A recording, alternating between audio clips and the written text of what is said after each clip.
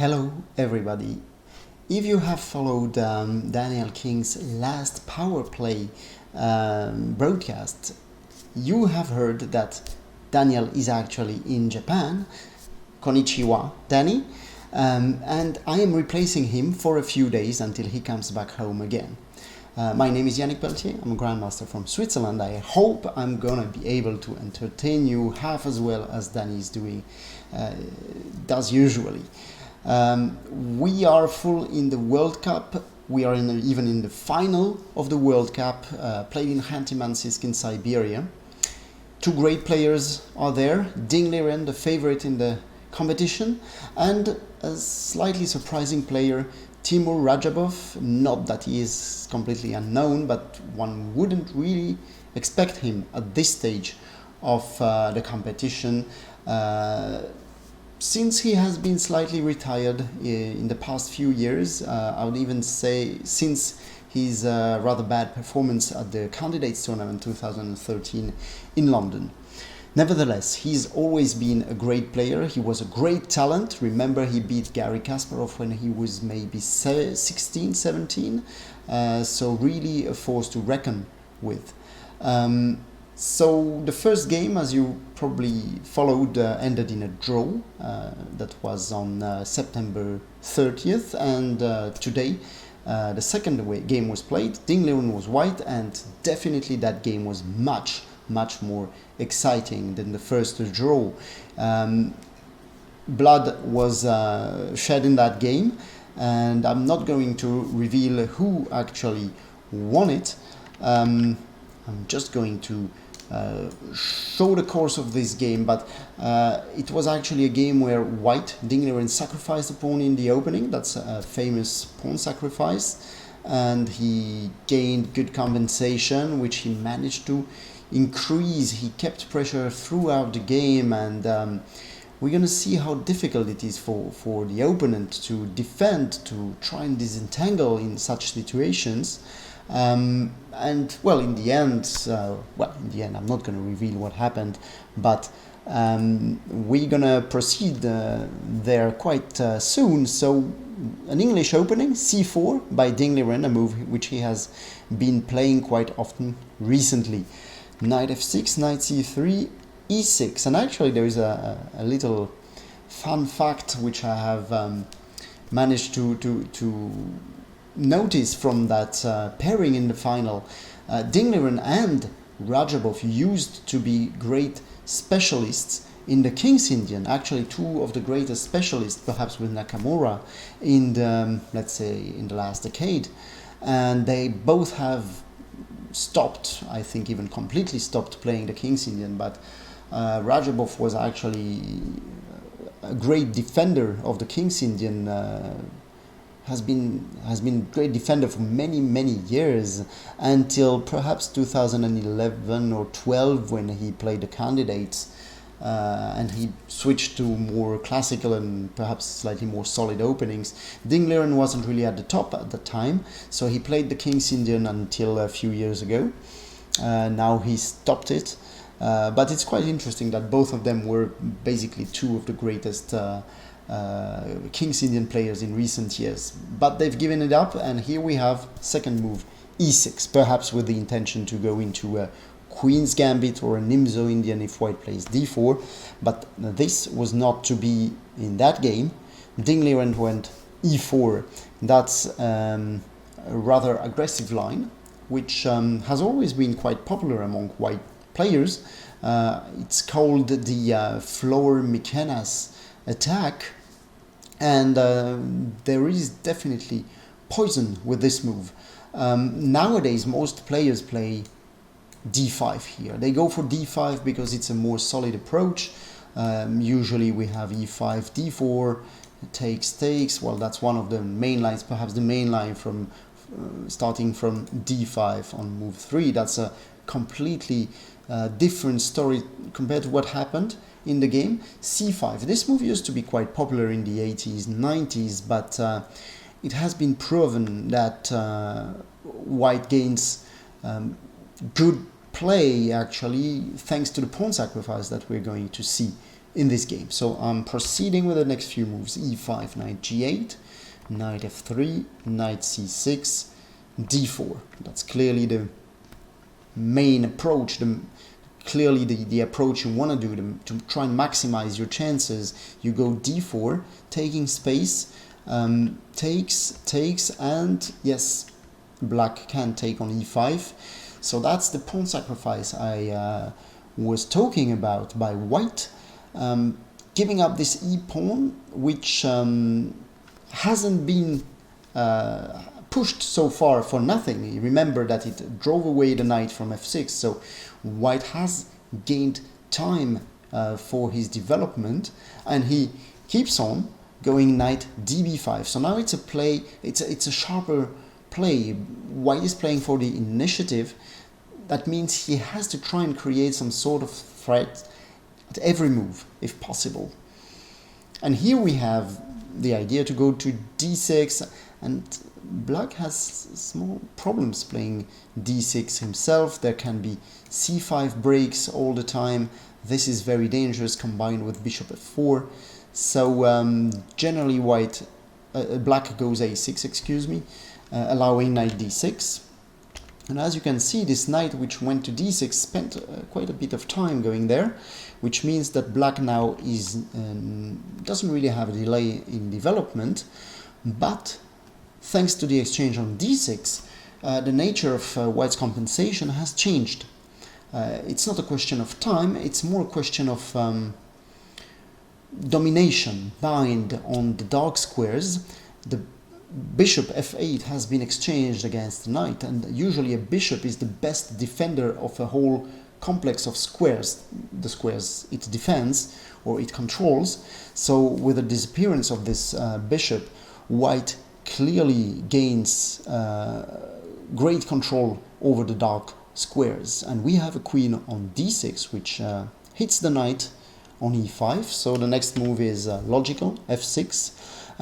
Not just because you want to protect it, but you also want to drive the queen away from d6. It can be quite annoying on that square.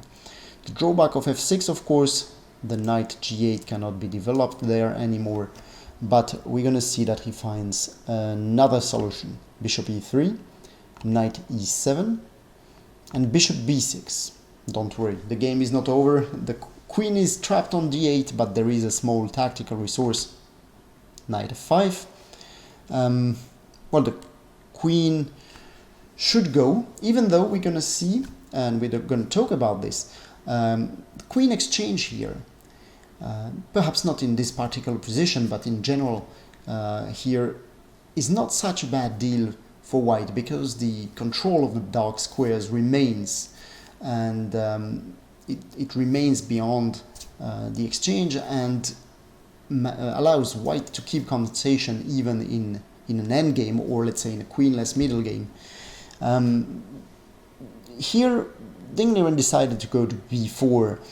The main move used to be, or is perhaps still, queen c5. It's been played among others by Garry Kasparov. There was a time when he played the English opening quite often in the end of the 80s, beginning of the 90s, and I remember 2 games of his against Andrei Sokolov, who was a great player at the end of the 80s, and Belyavsky, I think 1991. Not quite sure, but I think Kasparov won both these games. And actually, if you look at this type of position, it's very typical for him, giving up some material in order to gain huge compensation, pressure. Very typical of Garry Kasparov. Here, queen c5, d6, and now the queen goes to a5, and white gets good compensation. He's going to castle long, as we're going to see in that game. Well, in any case, Liren decided to go to b4, and there is just a small detail, a small difference. It's here knight c6 played in the game. Queen e7 is an option, and as I mentioned, the endgame is not always a bad deal for white. There is an old game, well, rather old game, 30 years old already, Karpov against Ribli from Reggio Emilia 1989, where Karpov took on e7, knight takes, when f4, knights 5 to c6 and long castle. And here again you can see that these squares here are fully controlled by the white pieces, and this actually clearly defines white's compensation in this position. The game ended in a draw later, so Ribley, a top player at the time, managed to defend. The thing is with the, well, we're going to talk about this, I think, in a few moves. I think it's going to be a bit more visible. Here after knight c6, queen c5, one of the main problems by black is not just the dark squares, but also the difficulty to get out with this bishop c8. Clearly pawn b7 is physically blocked. The pawn d7 can move, but even if it does, well, let's say the bishop is not going far, and we're gonna see that Radjabov will experience this problem in the game. d6 is a possibility here when a certain game between Giri and Dubov from Novi Sad 2016 went d6, and here you have to swap queens. There is no square for the queen c5 to retreat and keep the bishop protected. So he took bishop back to b6, and yes, white gains back the pawn. c5 cannot be protected anymore, but Dubov actually reached quite a decent position here thanks to that strong square on d4, a very central square, well protected. White cannot drive the knight away with a pawn. So I think this position is perhaps still fractionally better for white. He can try to break in the center with f4. He has two bishops, but nevertheless that game ended in a draw. But that's another story, because here Radjabov played queen e7, trying to go for an exchange, and it would be possible to take here with very similar consequences to what we saw in that game of Karpov. Liren decided to allow his opponent to exchange queens. That's always important when you can exchange pieces, queens or other pieces. There are always situations where you can choose to make the first step, that means to exchange yourself, to take the piece, or to let your opponent take, in order to perhaps gain a better version of the exchange. You can try to play a preparatory move and then exchange pieces on your own terms. So that's always quite interesting. And here Liren decided to castle, and strangely enough, Radjabov declined the exchange of queens. He could have taken, there was a game, Korchnoi-Tiemann, in the candidates match in Brussels 1991, when the Dutch player took on c5, played d6. So you can see he's giving up the pawn. I think white isn't forced to take it. He can go back to a3, bearing in mind that it's always going to be possible to drive the knight f5 away with g4. But Korchnoi took the pawn, and here after c5, bishop d7, well, this endgame is more or less equal. I think black has managed to solve his problems. Dark squares are still a little bit weak, but it's not impossible to fight for them with rook hd8, bishop e8, and so on. And eventually that game ended in a draw. When Radjabov played d6, I'm slightly surprised, because clearly after that white will have good compensation, good pressure, and well, actually after the moves queen a3, castle, Liren played the very logical g4, knight h6, not ideal, but going to h4, the knight could get stranded there, even though you can still go back to g6, but I'm not really convinced that this is the best setup for black. So he went to h6, rook g1, and to be honest, I'm a bit confused about Radjabov's opening. The first question is whether he was surprised, but I'm not convinced that can be. So when you go for c5 on move 3, clearly you know that this is such a position can happen. Perhaps not this precise position, but you know the type of positions which is very likely to occur on the board. So clearly you need to have a precise idea of what you want to do or what you want to get.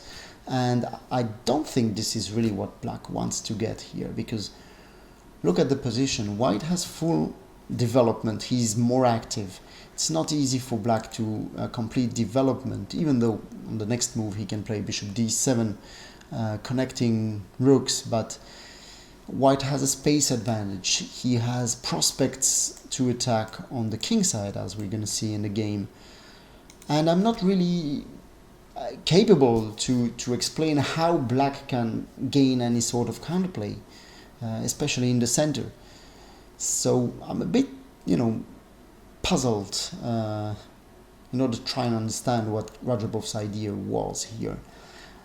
What I would have tried to play perhaps would be f5 here. Clearly that's a way to try and activate a little bit your position. And here, well, white would play g5, very likely. Knight f7 and f4. And yeah, of course, white has tremendous compensation. It's not easy to find anything concrete in order to improve the position for black, but perhaps it would have been slightly better than knight f7 immediately.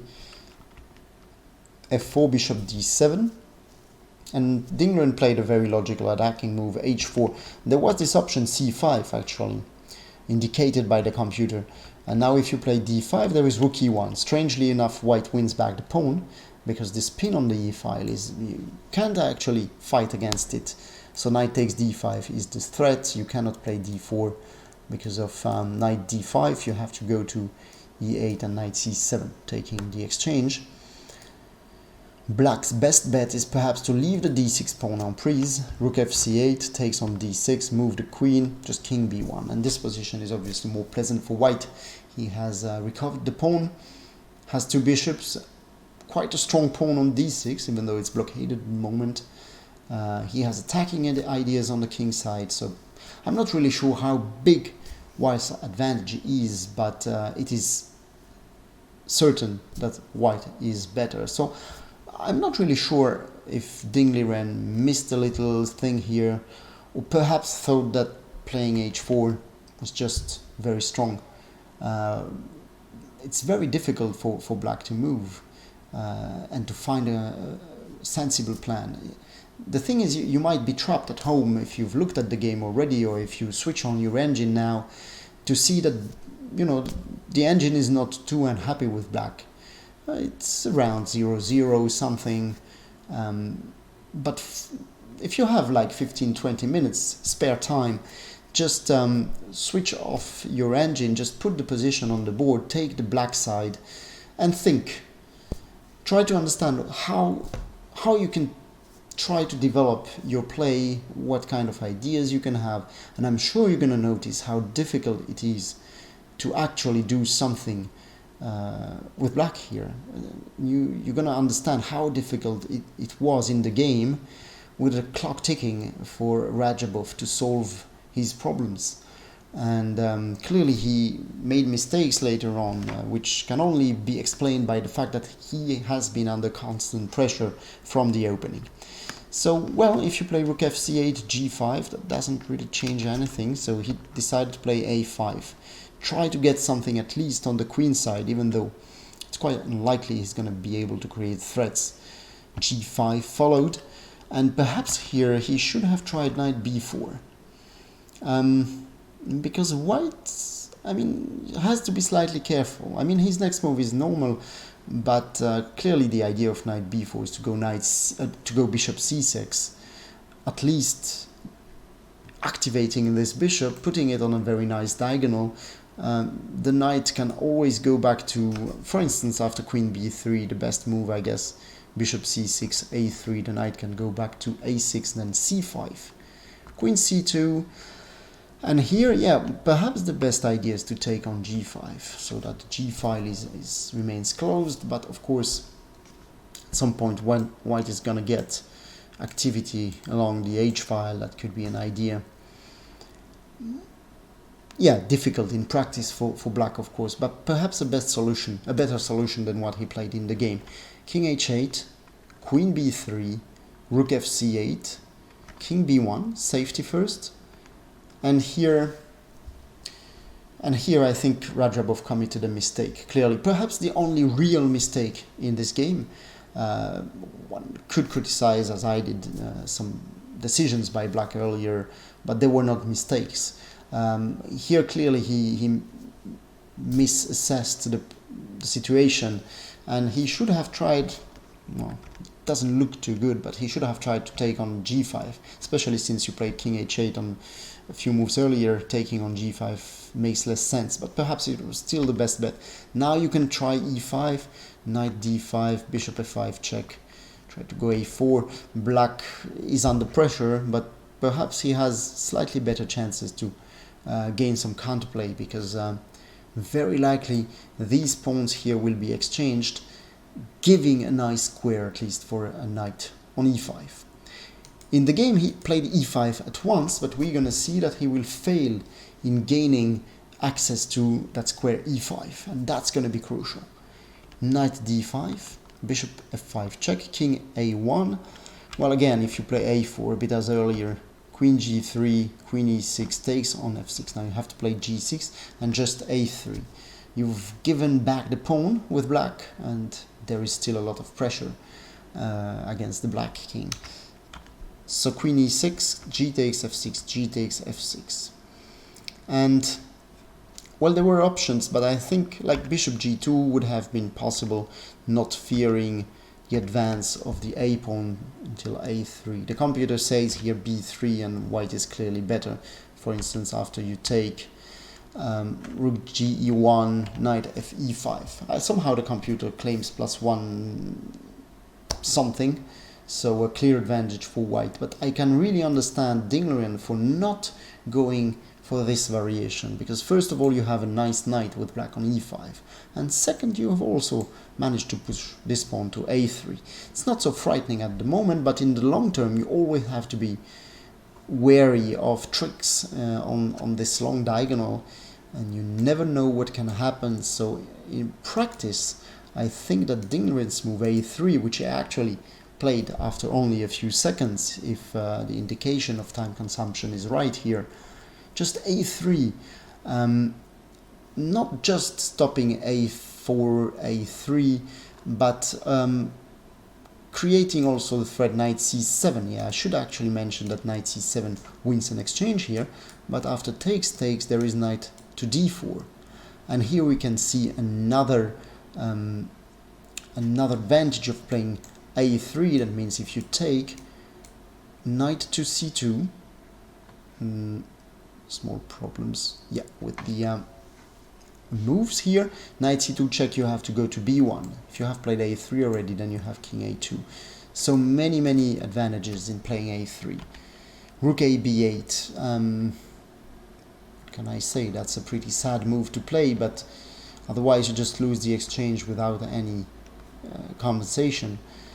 So bishop g2, rook g8, and here a nice move by Liren. Knight goes back to e3.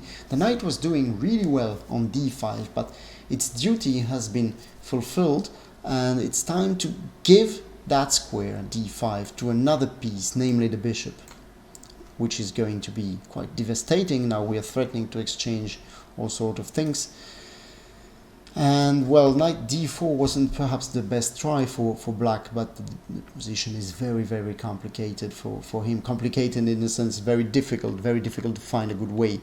Knight d4, unfortunately, forces events in a way that is not at all favorable for black after the exchange. This bishop comes into play to d5, beautiful square. We have to take here and go knight h6. Look, what I've said before, I've kind of neglected this small fact that white has managed somehow to keep that pawn on e4, destroying black's strategy when he played e5, which was basically to free that square for a knight. And here clearly it completely failed. The pawn on f4 has remained eventually. Queen b6, another very strong move, threatening queen c7, hitting the rook, threatening mate on g7, and this bishop prevents rook g8 all the time. Well, white is actually winning. It requires a few precise moves, but for a player of Liren's class, it's not too complicated. So queen takes d4, queen e7. Now he has recovered the pawns. All his pieces are better, and very important, the main factor when you assess a position, king safety. Here clearly black is clearly down on that factor. King a2, we're gonna see the idea of this move. Quite a few moves. King a2, very clever. Knight f5, queen c3, b6, h5, bringing the pawn to h6 is very strong again. More resilient would have been rook f8, but rook e1 would be quite devastating here. He decided to go rook e8 to prevent rook e1. We're gonna see it's not really, does not really succeed. h6, and now in time trouble certainly. Radjabov understood that if he takes on h6, there is rook e1. Very, very nice move. And see why king a2 was so important a few moves earlier. Now queen to x e1 occurs without check, meaning white gives checkmate on f6. Beautiful. Simple but beautiful. He went to e3, but after rook e1 there is nothing he can do in order to save the piece, or save his king even, because rook takes e3 is a threat, followed by queen takes f6. So a very nice and instructive game by white. I really loved the way Liren managed to keep pressure throughout, after his pawn sacrifice, throughout the opening to the middle game, until he managed to launch this attack. And well, I'm really curious to see how Radjabov, who is famous for being a very, very solid player, is going to try and bounce back in this final. 2 games left, which I'm going to do to replace Danny King for you here. So I hope you've enjoyed this broadcast, even though your favorite Danny wasn't here tonight. So I'd like to thank you for your attention. I'll see you tomorrow. Bye-bye.